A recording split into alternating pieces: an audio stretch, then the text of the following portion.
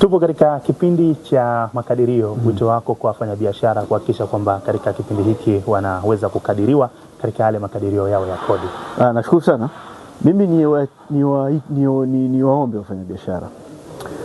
Kuna wale ambao wanaofanya self assessment.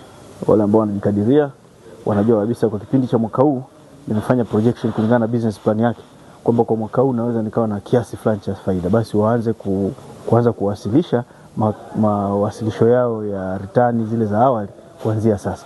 Lakini kuna wale wenzangu wale presumptive ambao wanafanya biashara dogo dogo, wengi unakuja wanapenda kuja ofisini kwa ajili ya kuja kukadiriwa. Basi nitoe rai tuanze mapema, ili tutakapofika tarehe 31 mwezi wa 3, asilimia kubwa tu tayari tumeshatekeleza ule wajibu wa kukadiriwa, ubaki tu ule wajibu wa kulipa kwa katika kipindi kile. Kwa hiyo ni waombe wafanyabiashara Tanzania nzima kwamba tuanze sasa, kwa sababu tayari tumeshaanza mwaka mpya wa fedha, mwaka mpya wa kalenda kwa mujibu wa biashara zao, kwa sababu wengi wanafanya kalenda hii, maana yake wanaanza Januari mpaka Desemba. Kwa sababu tumeshaanza, basi tunajua kipindi cha makadirio huwa ni kipindi cha miezi 3 baada ya kufunga mwaka.